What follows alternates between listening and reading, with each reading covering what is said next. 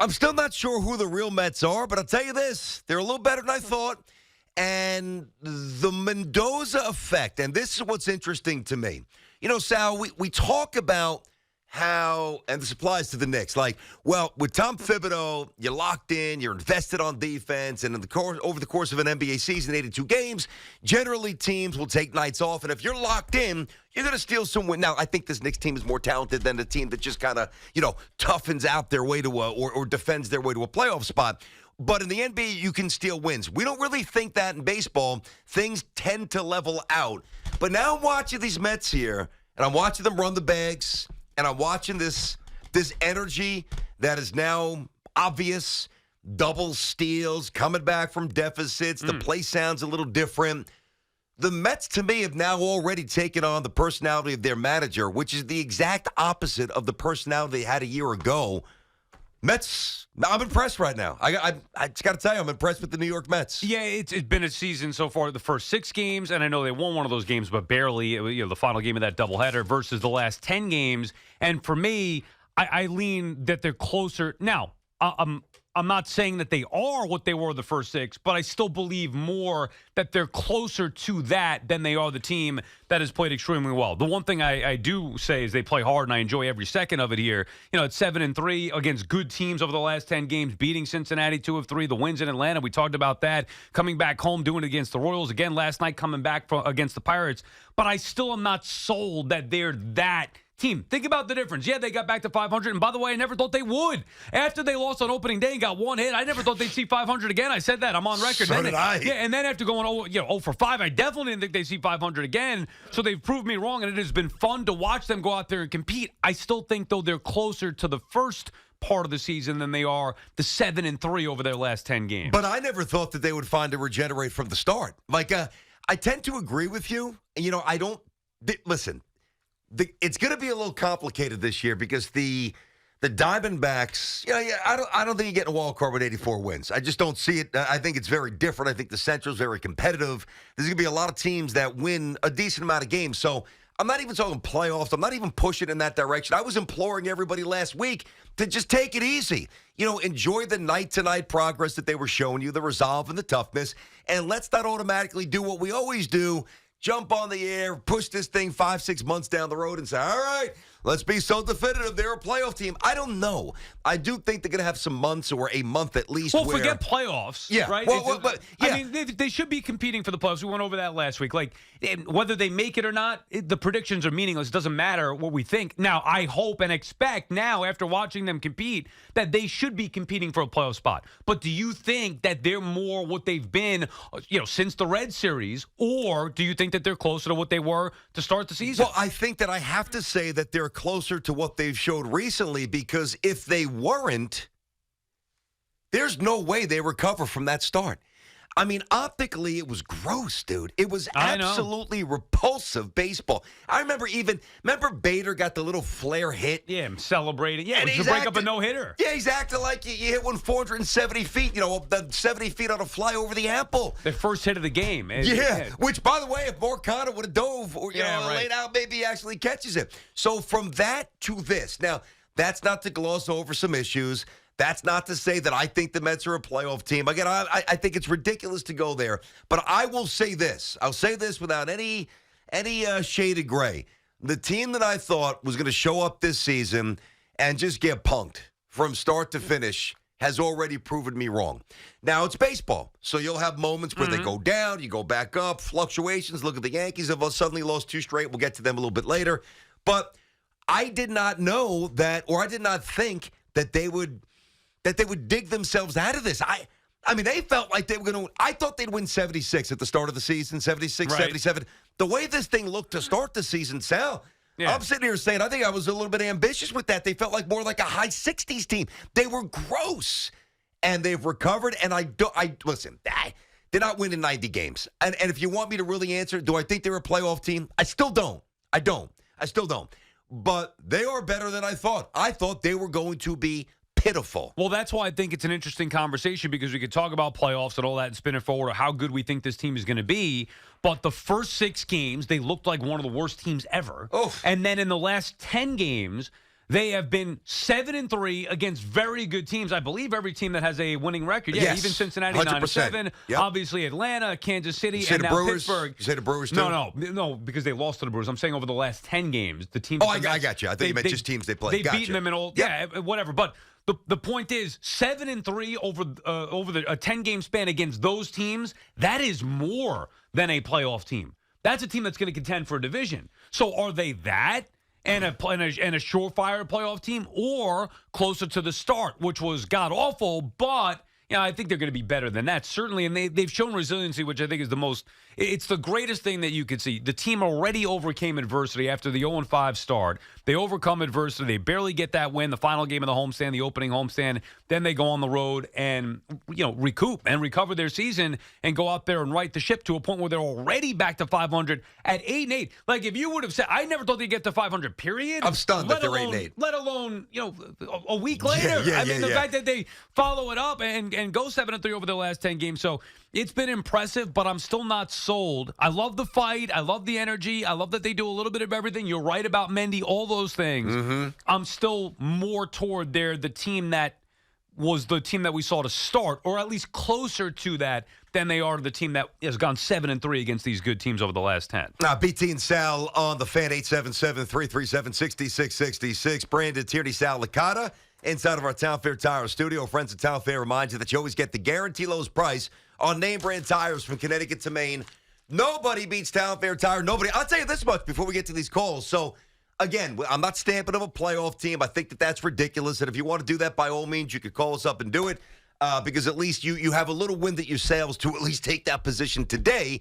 But I thought the way they looked to start, I thought there was a much better, I didn't even give them a chance that they would find a way to stumble upon some wins. I thought they were going to get absolutely bamboozled all season to the point where I actually thought that there was a much better chance that the 2024 New York Mets would have to strip this thing down and sell off whatever assets they have to versus maybe willing themselves back into the threshold of contention. I don't think they're a playoff team, but I thought they were going to be stripped down. Right. And I don't see that right now. They are playing a brand of ball that is fun. And you got to respect that. You got to appreciate that. They've given themselves a season. This thing could have been over. This thing, 2 more weeks of that slop, it's a wrap. Season's over. And we thought that might be the case going into Cincinnati and Atlanta, the House of Horrors, but they didn't. And that, whether we think they're going to be a playoff team, whether we think they're closer to the 0-5 start of the last 10 games, they have made it much more fun to watch them. Yeah. They have fought back. They have now earned the place in the conversation to think, you know what, this team could be a playoff team, and proving doubters like you and I wrong. There you go, 8-7. So Met fans, have a little fun. Let's go, 877-337-6666. Chris in Manhattan, BT and Sal. What's going on, Chris? Guys, I'm excited today.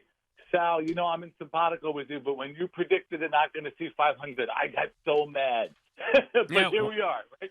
Yeah, I mean, it wasn't even really a prediction. It was just my feeling. I didn't think they were good. And if you start 0-5 and you got the Braves looming in Atlanta, I mean, it would have taken a miracle for me to think that this team would be 500, let alone doing it as quickly as they did. So you're right. I was dead wrong about them. So far. Well, now, the same way, I don't want to hear from people, oh, you overreact. Okay, well, the same way that maybe I overreacted to the 0-5 start, and by the way, that was coming into a season where I didn't have any expectations. So it was the low expectations plus the 0-5 start. Now, everybody can't go nuts and say this team is World Series bound or division bound after 10 games. I mean, it's still a very small sample size. That's why it's probably somewhere in between. 100%. I understand all that. But I have to tell you guys, the one thing that you two have both been talking about is, are we going to see a toughness and a resilience on this team? And that's the thing that they seem to have turned around, at least for now. Like, wow, what a change. And, yesterday I'm watching that game. It was the first game I'm looking. They were down on the game, and I'm like, they're going to come back. I had no doubt. Right away they come back. Yeah, and I'm starting to feel that. And listen, it's early on Mendoza, but I wanted to ask you guys, what do you think so far about what he's doing as far as that creating that energy and that maybe that confidence? There's something going on there. Well, they're first of all, I think they're having fun, number one. I think that they're you have to let young athletes be young athletes. And Buck Showalter, not that he didn't let them do that, because Buck was very He was very much one way when he first came up. Remember the article with Ken Griffey Jr. with his hat backwards? Like, Buck was very I don't want to say anti-fun, but he was old school, and there was buttoned up, certain way to go about your business. And I think that Buck, as he got a little bit older and mellowed, I think that he understood the importance of letting these guys have a little bit of fun. Whereas Mendoza, I don't think that he had to really adapt. I think this is just more who he is. And I remember some of the stories early in camp. I'll be honest, I'm not going to say I dismissed him. I had to put a lot of stock in him because to me it's the same stuff as, Stanton's in amazing shape. This guy lost 15 pounds, best shape of his life. When I heard those February reports, like late February, that there's a distinct energy in the Mets spring training camp, I'm like, all right, whatever. That's code for they're going to play hard. They ain't that good. But that is also the first step in creating culture and character. But they started the season looking as bad as you can possibly look. But I think that, true. So but the fact that they bounced back shows that wasn't fake. Understood that they've handled adversity and the energy. And look, just look at Brett Beatty alone. Brett Beatty looks like a different player. I'm not blaming Buck for that, but Brett Beatty looks like not only a different player, looks like a different person. I didn't know Brett Beatty had this in him, freestyling a little bit, hot dogging. And by the way, I think he's been getting thrown at on purpose. That's happened over the weekend here a couple of different times. I think that Beatty's been getting up and in messages or hit on purpose. And the Mets, of course, they're not going to respond. They never do. Anyway, Brett Beatty looks like a different person. I think you have to give credit to Carlos Mendoza, and maybe that's a little bit of a knock on Buck Showalter. But, let's just tap the brakes a little bit. They've shown great fight. They've shown excellent resiliency. They are a fun watch. Great energy. Even in the losses, they come back, they score some runs. They're playing baseball, which is far better than what we saw in the first 6 games from them. I still think, though, there's a long way to go before I really start to believe. They're winning me over with their attitude, with their energy. Long way to go, though, before I start really believing in this team as a team that could get to the postseason. Well, they're making me just want to watch them again. I mean, literally, it is our job. But it shouldn't feel like a job to watch these teams. And sometimes it does, like watching the Jets, it's a job. Watching the Giants outside of a couple of years ago when they won a road playoff game, it's been a job. Been laborious, ugly stuff. And the way this season started, this thing could have been a wrap by the Kentucky Derby. And it's not going to be. Joe's in Peekskill, BT and Sal. What up, Joe? Yeah, Joe, turn the radio down, Joe. Points. Yeah, 2 quick points. One for Sal right away. Sal, 3 weeks ago, we were putting the nails in the coffin, and now they're a little bit of a resiliency, and it's great to see. The old Tug McGraw, you got to believe. I think this team has a lot of fight in it, and I think they're going to be around. I don't think they're going to go away so fast where they're going to be the dogs of the National League. Nobody said they're going to go away. And by the way, me saying that this team has shown fight and resilience, I said that a week ago. Like, this is nothing new here. If you go back to the Atlanta series, that's the series that we called a swing series. We said it here before they set foot on the field. This is a swing series. And after that first night, I felt that this team was different because that's something that even the better Met teams, more talented Met teams, never do. They went out there the second game. Even in the loss, I was praising them for fighting back and losing 6-5, but making it a game. And then they come out there and smoke the Braves the next day. That, to me, was a swing series, and they showed some toughness and resiliency. I also, however, I'm not going to get carried away over the course of the last 10 games. They're winning me over. They're fun. They're easy to root for. It's nice to watch. I still don't think, ultimately, that they are what we've seen in the last 10 games, a team that's going to beat every good team that they play, win every series, and get to a point where you start talking about, look, if they go 7-3, BT, over every 10-game span, they're going to win the division. That's what, 14, 21, 7-3, 21-9 over, 3 of those stretches? Or even something close to that. I just think that they're probably realistically somewhere in between the awful start and obviously the great run. Listen, I thought they'd be 77-ish wins right in the now. They feel a little bit more low 80s. If they keep this up, can you scratch and claw to mid 80s? You might be able to. When you talk about playing well against the good teams, I actually think the key to the Mets season is the bottom teams in the NL East here. The Marlins are wretched. And we know that Nationals are actually a little more competitive than we thought, but I don't think that sustains itself.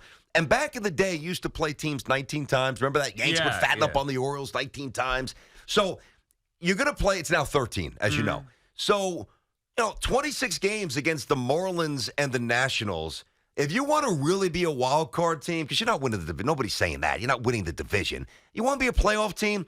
Go 20-6. Go 19-7 at the worst. Don't say nobody's saying that because I do believe that there are some Met fans now who are that's going to get carried insane. away. Yeah, That's I'm just telling nuts. you. I'm telling you. You're right, already but you here can with the have some callers. Oh, look at this. Look at look at all the calls. Yeah, well, let's tap into the happiness. Richie in East Islip. He's loving what he's seeing. Rich, BT and Sal, what's happening?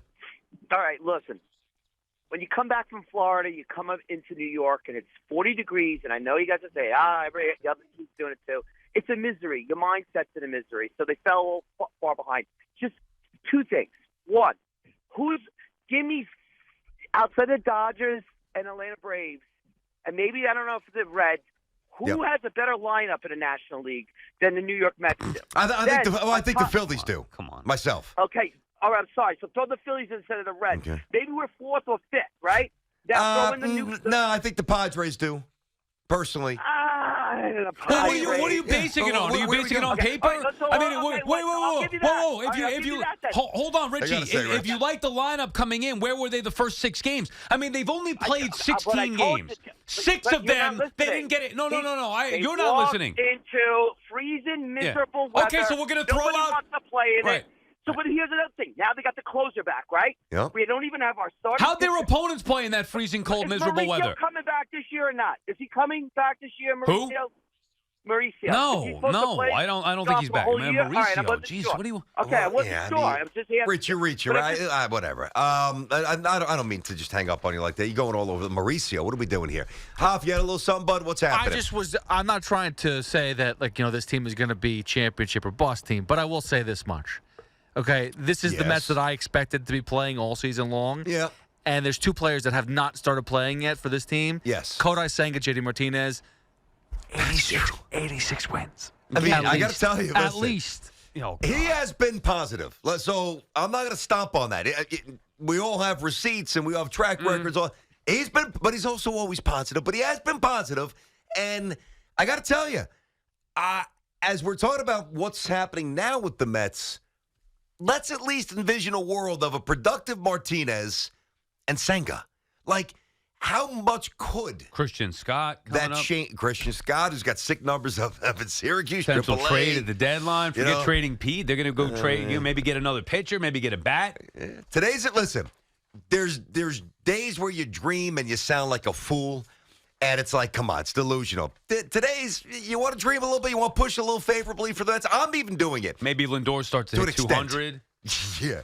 Let's get Lindor's OPS up to 550. Get him in the right direction. Get him off the interstate pretty soon. A couple hits last night. I know. It started to come around. I think he looks a little bit. Look, all kidding aside, they do deserve the flowers for even getting back to 500, something I did not think was possible after opening day, let alone after the first 5. They've shown fight. They've been resilient. But let's pump the brakes just a bit here. Well, not every Met fan is, and you know what? I'm okay with that. Will the real Mets please stand up? Who is it? I don't know. I mean, honestly, they're confounding, and that's sometimes good and that's bad. Generally confounding is not good. But this is actually good because after the first 5 games, there was nothing confounding about the Mets. They were disgraceful. And here they are. They're showing some life.